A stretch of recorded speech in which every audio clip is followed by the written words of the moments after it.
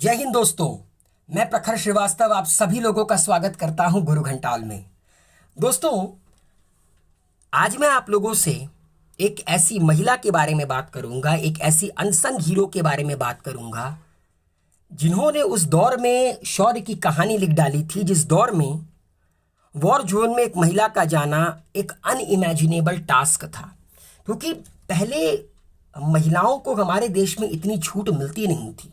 War तो बहुत दूर की बात है, मतलब नौकरी करने नहीं देते थे लोग, तो वॉर तो बहुत दूर की बात है।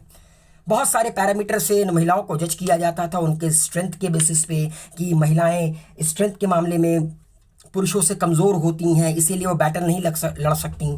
लेकिन बहुत बड़े एक जाने पहचाने आदमी ने एक बात कही है कि जिस देश में महिला पुरुष के साथ कंधे से कंधा मिलाकर काम करती है ना, उस देश को आगे बढ़ने से कोई नहीं रोक सकता। तो आज मैं आप लोगों से बात करूंगा द कारगिल गर्ल गुंजन सक्सेना के बारे में। इस वीडियो को शुरू करने से पहले मैं अपनी एक थॉट आप लोगों के साथ शेयर करना चाहता हूं कि यार ऐसे बहुत सारे अनसंग हीरोज हैं जिनके बारे में हमें नहीं पता। आज गुंजन सक्सेना के बारे में हम इसलिए जान पा रहे हैं क्योंकि इनका टीजर रिलीज हुआ है। धर्मा प्रोडक्शन ने इनका टीजर रिलीज किया है। आने वाले कुछ दिनों में ओटीटी प्लेटफॉर्म नेटफ्लिक्स पे इनकी मूवी रिलीज हो जाएगी। लेकिन 1999 जब कारगिल वॉर के दौरान इन्होंने अपने शौर्य से पूरे देश का नाम ऊंचा कर दिया था। आज 2020 है, मतलब अगर देखा जाए तो 21 साल हो गए। 21 साल का गुंजन सक्सेना कौन थी हमारे देश में किसी को नहीं पता। और ये कहीं ना कहीं हमारे देश के लिए बड़ी शर्म की बात है। मतलब आप बिलीव नहीं करोगे, मैं जब इनकी ऑटोबायोग्राफी को पढ़ रहा था, जब इनकी मैं बायोग्राफी पढ़ रहा था, तो मेरे को लगा कि हो सकता है विकिपीडिया पे इनके नाम का कोई ना कोई फाइल अवेलेबल होगा। मगर वहां पर आप खुद जाकर सर्च कर सकते हैं कि गुंजन सक्सेना नाम की कोई फाइल अवेलेबल नहीं है, जो कि एक बहुत बड़ी आयरनी है। तो अगर ये वीडियो आप लोग को पसंद आए तो प्लीज़ इस वीडियो को लाइक कीजिए, शेयर कीजिए, कमेंट कीजिए, गुरु घंटाल को सब्सक्राइब कीजिए। Don't forget to press the bell icon.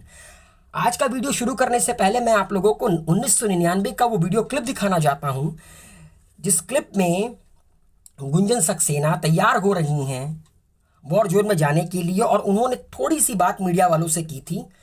तो चलिए देखते हैं गुंजन सक्सेना के बारे में उन्होंने क्या बात की थी इंडियन मीडिया के साथ। But did you know that 17 years ago, at the height of the Kargil war, two young flight lieutenants of the IAF, both women, were flying into the war zone in tiny cheetah helicopters. Flight Lieutenant Gunjan Saxena and Sri Vidya Rajan flew more than 80 sorties during Kargil. Among their responsibilities, flying above parked posts to provide targeting information to our artillery gunners and fighter pilots. This is what Gunjan told us when we met her during the Kargil conflict. This was a very new thing for the Air Force to see women pilots working with them and flying with them every day. So that they always, there was always this, they used to look up to us that, whether we will be able to cope up with the conditions and the stresses that you have to face.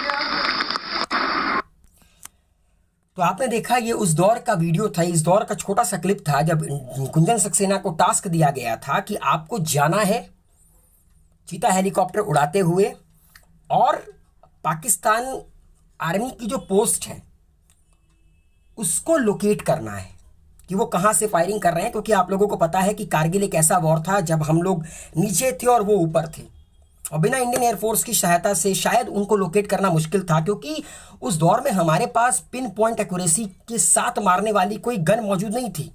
ठीक है, तो गुंजन सक्सेना के लिए task इतना आसान नहीं था, क्योंकि जैसे ही पाकिस्तान देखता कि भाई कोई चीता हेलीकॉप्टर आ रहा है बॉर्डर के नज़दीक, वो तुरंत गोला दाग देते, वो तुरंत उनकी एयरफोर्स अलर्ट हो जाती, गोले दागने शुरू कर देती, उनकी आर्मी की आर्टिलरी फायरिंग शुरू हो जाती।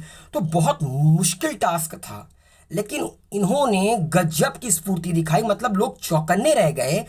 मतलब उस दौर में लोगों ने कहा how it is possible for a woman to combat any situation like this. बहुत बड़ी बात थी। चलिए मैं आप लोगों को गुंजन सक्सेना के बारे में कुछ बताता हूं।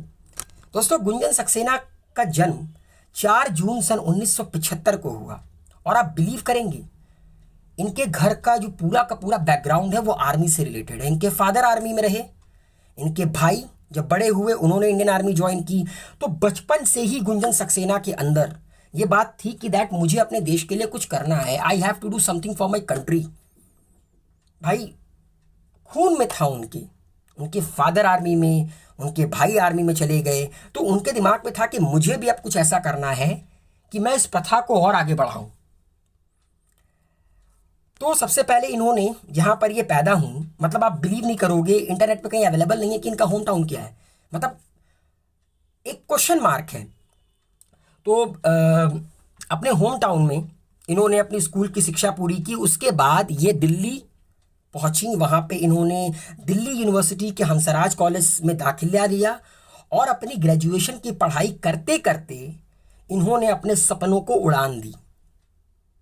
इन्होंने सफदरजंग फ्लाइंग क्लब के साथ की जाकर जुड़ गई, मतलब जो सफदरजंग का फ्लाइंग क्लब था वहाँ पर गुंजन सक्सेना जाकर जुड़ गई कि भैया मुझे अपने सपनों को अब जीना है, मुझे देश के लिए कुछ करना है, मेरी सिंपल सी पॉलिसी यही है। गुंजन सक्सेना कहती हैं, एक इंटरव्यू में उन्होंने कहा था कि जब मैं 5 साल की थी तब मैंने पहली बार लड़ाकू विमान को देखा था और उसी वक्त मैंने एयरफोर्स जाने का निर्णय कर लिया था। मतलब 5 साल की उम्र में गुंजन सक्सेना ने, मतलब वो उम्र जब हमारे पास इतनी समझ नहीं होती है, मतलब उस उम्र में जब उन्होंने पहली बार इंडियन एयरफोर्स का एक लड़ाकू विमान देखा था तो उनके दिमाग में ये बात घर कर गई थी कि भैया मुझे भी एक दिन इसको ही उड़ाना है और दुश्मन के छक्के छुड़ाने हैं, देश के काम आना है। तो दोस्तों सफदरजंग फ्लाइंग क्लब ज्वाइन कर लिया।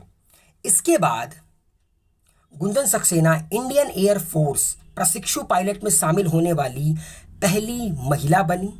कुछ समय के बाद गुंजन ने एसएसबी की परीक्षा पास की, ठीक है, सशस्त्र सीमा बल की परीक्षा पास की और एक पायलट के रूप में ये इंडियन एयरफोर्स में शामिल हो गई। मतलब इनका सपना पूरा हो गया इंडियन एयरफोर्स में शामिल होने का। मगर दोस्तों एक फौजी, चाहे वो नेवी का हो, चाहे वो आर्मी का हो, चाहे वो एयरफोर्स का हो, चाहे वो कोई भी हो, वो सिर्फ एक चीज़ चाहता है कि अपने पूरे के पूरे करियर स्पैन में वो एक वॉर में जाए, दुश्मन के छक्के छुड़ाए, अपने देश के काम आए। और गुंजन सक्सेना का अगला टारगेट यही था कि मुझे अपने देश के लिए कुछ ऐसा करना है कि मुझे खुद पर गर्व हो, मेरे लोगों को मुझ पर गर्व हो और मुझे ऐसा लगे कि मेरा ये जीवन व्यर्थ नहीं गया, मैं अपने देश के काम आई।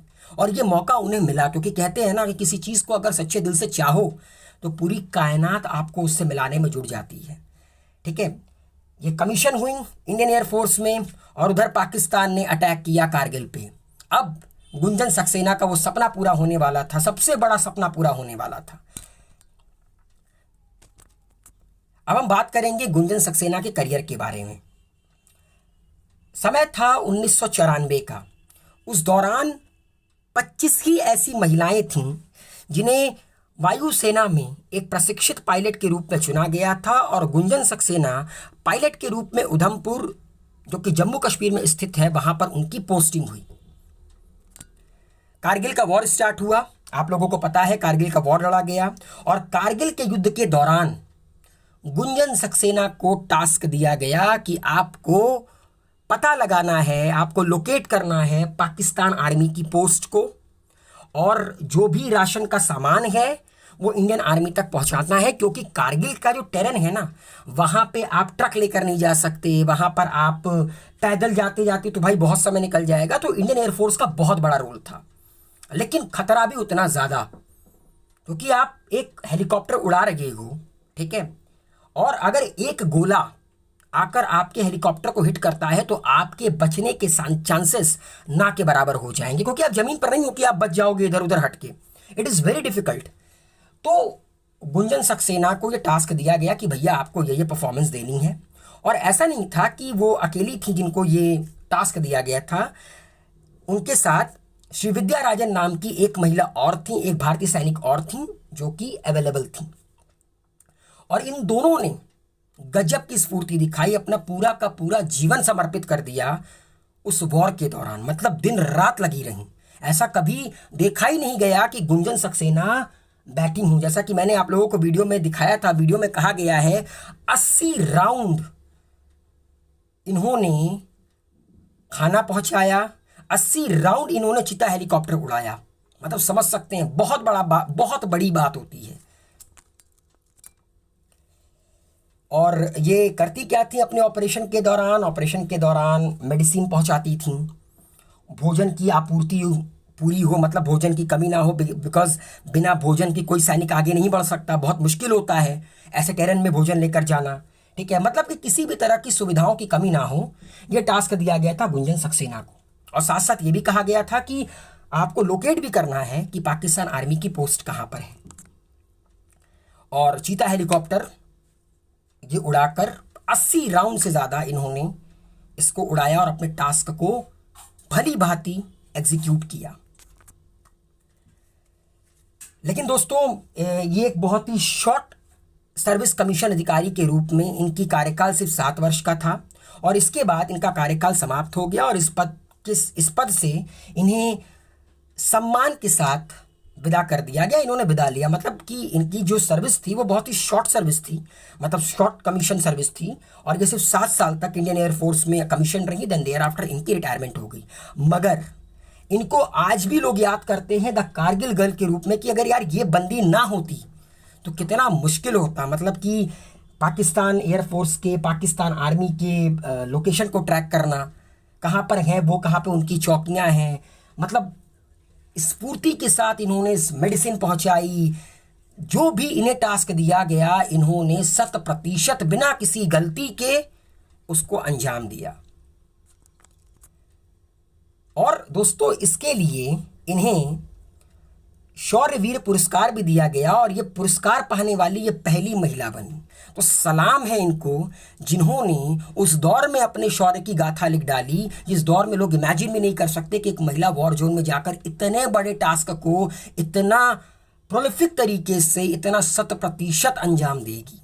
और दोस्तों आज जो गुंजन सक्सेना हैं वो वर्तमान में जामनगर में रहती हैं और 44 साल की इनकी उम्र हो चुकी है और इन्होंने एक इंडियन एयरफोर्स के अधिकारी से ही शादी की है जो कि भारतीय वायुसेना के MI-17 के हेलीकॉप्टर के पायलट हैं। इनकी एक बेटी है जिसका नाम प्रज्ञा है। तो ये थी पूरी की पूरी कहानी एक अनसंग हीरो की। उम्मीद है आप लोगों को पसंद आई होगी ये कहानी, तो ज़रूर देखिएगा गुंजन सक्सेना द कारगिल गर्ल जब ये रिलीज़ होगी OTT प्लेटफॉर्म पे। इस वीडियो को लाइक कीजिए, शेयर कीजिए, कमेंट कीजिए, गुरु घंटाल को सब्सक्राइब कीजिए, मेरे एफर्ट को अप्रिशिएट कीजिए। जैसा भी लगा आपको वीडियो, अगर आपको अच्छा लगा तो अप्रिशिएट कीजिए, अगर आपको कहीं कमी नज़र आई तो उसको कमेंट बॉक्स में लिख कर सबमिट कीजिए। Wish you all a very good luck, be healthy, be safe, take care, good bye, शब्बा खैर।